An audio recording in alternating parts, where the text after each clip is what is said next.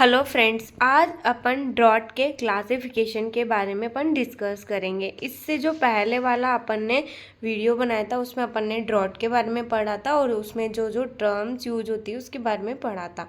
आज अपन जो ड्रॉट का क्लासिफिकेशन है ड्यूरेशन के आधार पर और जो क्लाइमेट्रोलॉजिकल कमीशन द्वारा दिया गया है उसके बारे में अपन डिस्कस करेंगे।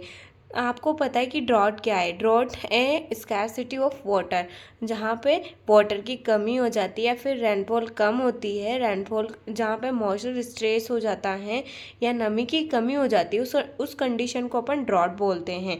ये ड्रॉट होता है जो नेचुरल होता है और ड्रॉट होने से क्रॉप फेलियर होने की बहुत अधिक चांसेज होते हैं। अपन सबसे फर्स्ट पे जो ड्रॉट का क्लासिफिकेशन पढ़ेंगे वो ड्यूरेशन के अकॉर्डिंग पढ़ेंगे। जो ड्यूरेशन के अकॉर्डिंग ड्रॉट को 4 टाइप में डिवाइड किया गया है। सबसे पहला जो ड्रॉट होता है उसको अपन बोलते हैं परमानेंट ड्रॉट। जो permanent drought, seasonal drought, contingent drought और इनविजिबल ड्रॉट।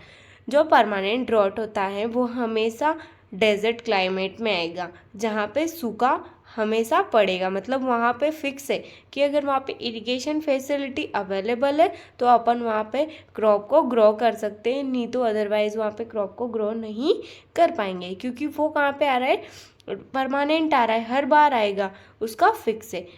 सेकंड जो है वो है सीजनल ड्रॉट। सीजनल ड्रॉट क्या है कि ये एरिड और सेमी एरिड रीजन्स में आता है और ये जहाँ पर रेनफॉल, जहाँ पे रेनी डे पे ड्राई हो जाएगा तो उसको क्या बोलेंगे अपन, सीजनल ड्रॉट बोलेंगे। जैसे कि भाई मतलब अभी रेनफॉल का टाइम है पर उस टाइम पे अगर रेनफॉल क्या हो गई, फेलियर हो गई, तो उसको अपन क्या बोलेंगे, सीजनल ड्रॉट। कि जिस सीजन में रेनफॉल होनी चाहिए थी, जिस सीजन में मॉइस्चर अवेलेबल ज़्यादा होना चाहिए था, उस सीजन में अगर मॉइस्चर की डिफिशियंसी या स्ट्रेस हो गया तो उस ड्रॉट को अपन सीजनल ड्रॉट बोलेंगे। ये मोस्टली एरिड और सेमी एरिड जोन्स में पाया जाएगा और duration of crop variety and planting day should be such is the growing season should fall with the rainy season. तो इसमें अपन जो क्रॉप है या उसकी वेराइटी है, जो प्लांटिंग डेट है, वो क्रॉप के भाई वो रेनी सीजन के अकॉर्डिंग उसको अपन डिसाइड करेंगे। थर्ड वन इज है वो है कंटीजेंट ड्रॉट। ये क्या होता है, इसमें रेनफॉल अब नॉर्मल फेलियर हो जाती है। कभी फेलियर होगी और कभी फेलियर हो भी सकती है और नहीं भी हो सकती। मतलब कभी कभी अगर रेनफॉल फेल हो रही है तो उसको अपन बोलेंगे कंटीजेंट ड्रॉट। जो कंटीजेंट ड्रॉट है वो मोस्टली ह्यूमिड और सम ह्यूमिड क्लाइमेट्स में पाया जाता है। इसमें क्या होता है, ये जो रेनफॉल होगी वो इनरेगुलर होगी और जनरली इफेक्ट और स्मॉल एरिया। देखना, परमानेंट ड्रॉट और सीजनल ड्रॉट में तो क्या हो रहा था, लार्ज एरिया में वो ड्रॉट इफेक्ट कर रहा था, पर जो कंटीजेंट ड्रॉट है वो स्मॉल एरिया में आएगा। कि जैसे कि ह्यूमिड है, जैसे कि हाडोती रीजन है अगर राजस्थान में तो ह्यूमिड है, पर अगर वहाँ पर रेनफॉल नहीं हुई किसी कारणवश तो उस कंडीशन को यहाँ पे क्या बोलेंगे, कंटीजेंट ड्रॉट बोलेंगे। क्योंकि वो क्या है, एक सिर्फ हाडोती जो संभाग है उसमें नहीं हुई है और बाकी सब रीजन्स में रेनफॉल हुई है तो उसको कंटीजेंट ड्रॉट बोलेंगे। फिर उसके बाद में आता है इनविजिबल ड्रॉट। इनविजिबल ड्रॉट है कि अपन को दिख तो नहीं रहा है भाई वो ड्रॉट हो रहा है। तो इसमें क्या होता है, जो इवो ट्रांसपिरेशन से जो रेनफॉल तो हो रही है पर उससे इवो ट्रांसपिरेशन से जो मॉइस्चर है उसका लॉस क्या हो रहा है, ज़्यादा हो रहा है। तो when rainfall is inadequate to meet the evapotranspiration losses, the result is borderline water deficiency in soil resulting in less than the optimum yield. This occurring usually in humid region. जो ये इनविजिबल ड्रॉट होगा वो भी कहाँ पे ज़्यादा होगा, humid regions में ज़्यादा होगा। उसके बाद में अपन इस सेकंड क्लासिफिकेशन के बारे में डिस्कस करेंगे, जिसमें नेशनल कमीशन ऑन एग्रीकल्चर द्वारा 1976 में दिया गया था। जो भी 4 टाइप का होता है, इसमें मेट्रोलॉजिकल ड्रॉट आता है, एग्रीकल्चर ड्रॉट आता है, हाइड्रोलॉजिकल ड्रॉट आता है और सोशल इकोनॉमिकल ड्रॉट आता है। तो मेट्रोलॉजिकल ड्रॉट क्या होता है? मेट्रोलॉजिकल ड्रॉट होता है जिसमें क्या है, मतलब प्रिसिपिटेशन क्या हो जाती है, कम हो जाती है, मतलब लेस रेनफॉल के कारण जो ड्रॉट होगा, मतलब रेनफॉल की कमी के कारण हो रहा है ओनली, तो उसको क्या बोलेंगे? मेट्रोलॉजिकल ड्रॉट बोलेंगे। It is a defined as a condition where the annual precipitation is less than normal over any area for prolonged period. जैसे कि मंथ में भी, एक पर्टिकुलर मंथ में भी ये ड्रॉट हो सकता है, पर्टिकुलर सीजन में भी हो सकता है, या फिर पूरे ईयर भी ड्रॉट हो सकता है। तो मेट्रोलॉजिकल ड्रॉट मतलब कम समय के लिए, ज़्यादा समय के लिए और बहुत ज़्यादा समय के लिए भी हो सकता है। As per precipitation, the below normal despair of the rainfall was classified IDM India। जो इंडियन मेट्रोलॉजिकल डिपार्टमेंट है, उन्होंने इसको 3 टाइप में, कि अगर 1 से 25% तक हो रहा है तो उसको मॉडरेट ड्रॉट बोलेंगे। अगर 26 से 50% तक ड्रॉट आ रहा है तो उसको बोलेंगे मॉडरेट, और उसको मिड। फिर सेवरल ड्रॉट किसको बोलेंगे? अगर 50% से अबो हो गया ड्रॉट, मतलब रेनफॉल कम हुई 50% से, तो उसको क्या बोलेंगे? सेवरल ड्रॉट बोलेंगे। This is also period of normally dry weather which is the per spatial extent sufficient prolonged drought are the considered in larger scale up to 25% area is affected in worth with 26 to 50% area affected. इसमें जो meteorological drought है उसमें large scale पे area affected होता है। तो आपको सीधा सीधा एक, अगर मैं आपको बताऊं तो इसमें एक लाइन में आपको याद रखना है कि मेट्रोलॉजिकल ड्रॉट क्या होता है, जहाँ पे प्रिसिपिटेशन लेस देन होती है नॉर्मल प्रिसिपिटेशन से, उसको मेट्रोलॉजिकल ड्रॉट बोलेंगे। अपन सेकंड ड्रॉट के बारे में बात करेंगे, जिसमें एटमॉस्फियरिक ड्रॉट आता है, जिसमें क्या होगा कि जो लो ईयर ह्यूमिडिटी, ईयर में जो ह्यूमिडिटी है, ईयर में जो नमी है वो कम हो जाएगी और ज़्यादा गर्म हवाएं चलेगी, तो उस कंडीशन को अपन क्या बोलेंगे? एटमॉस्फियरिक ड्रॉट बोलेंगे। It is due to the low air humidity frequence acuminate by hot dry winds. It may be occur even under condition of adequate available soil moisture. It refers to condition where the plant so wilting। Atmospheric drought में जो plant होगा वो wilting symptom करेगा। Hot part of dry day when the transpiration absorption temporarily in short period.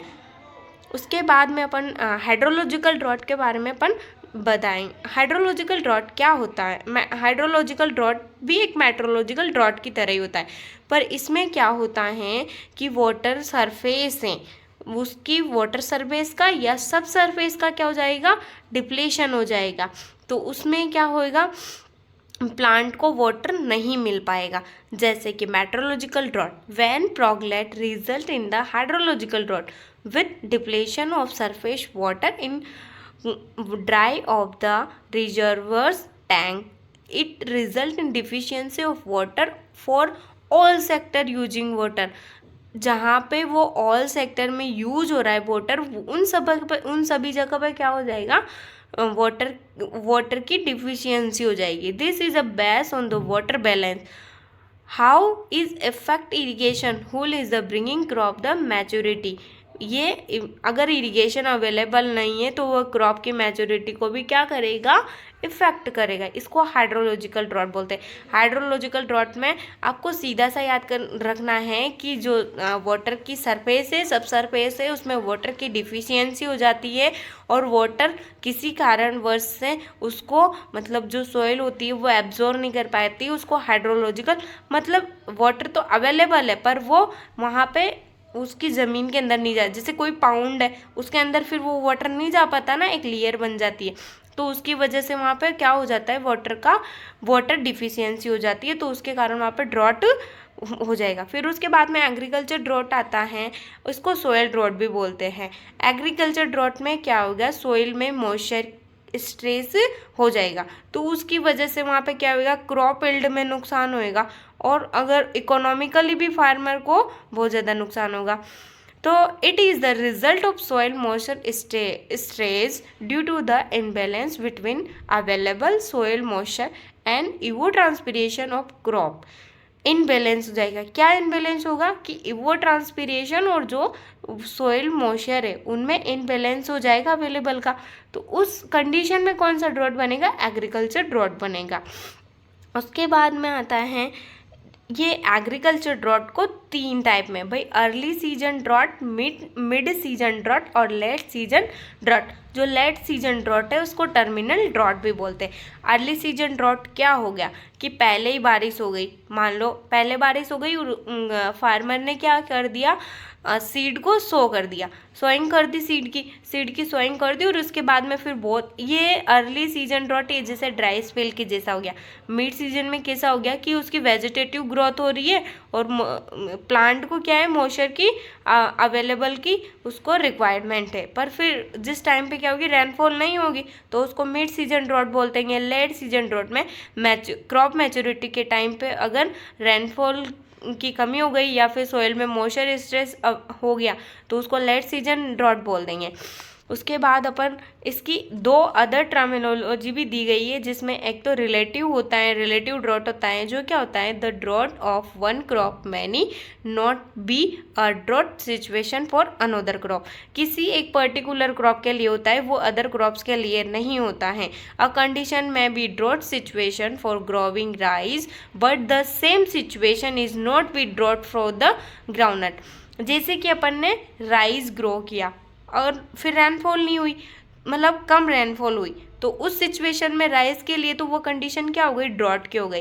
पर जैसे कि उसी condition में अपन ने अगर ग्राउंड नट ग्रो किए तो उसके लिए तो ड्रॉट नहीं है, तो उसको क्या बोलेंगे, रिलेटिव ड्रॉट बोलेंगे। और फिजियोलॉजिकल ड्रॉट क्या होता है, फिजियोलॉजिकल ड्रॉट होता है कि सोइल में तो वाटर अवेलेबल है पर प्लांट किसी कारण उसे एब्जॉर्ब नहीं कर पा रहा है, तो उसको फिजियोलॉजिकल ड्रॉट बोलेंगे। और फिजियोलॉजिकल ड्रॉट सबसे ज़्यादा कौन सी सोइल्स में देखा जाता है, सेलाइन और एल्काइन सोइल में देखा जाएगा। और इसमें क्या हो जाता है, हाई एटमॉस्फेयर प्रेशर हो जाता है, इस वजह से फिजियोलॉजिकल ड्रॉट इंड्यूस हो जाता है। ये चार्ट आपको दिख रहा है ये बहुत ज़्यादा इंपॉर्टेंट है, इसको आप आसानी से इन 4 टाइप के जो एग्रीकल्चर कमीशन द्वारा जो डिवाइड किया गया है उनको आप आराम से याद कर सकते हो। जैसे कि मेट्रोलॉजिकल ड्रॉट है वो स्कैरसिटी प्रिसिपिटेशन से होगा, और जो एग्रीकल्चर ड्रॉट है वो लेस सोइल मॉइस्चर के कारण होगा। हाइड्रोलॉजिकल ड्रॉट क्या होगा, लेस स्ट्रीम फ्लो और level and ground water level. और सोशल इकोनॉमिकल ड्रॉट क्या होगा, imbalance between supply and demand, मतलब जो वाटर की सप्लाई और डिमांड है उसमें क्या हो जाएगी, इनबैलेंस हो जाएगा, तो उसको सोशल इकोनॉमिकली ड्रॉट बोलेंगे।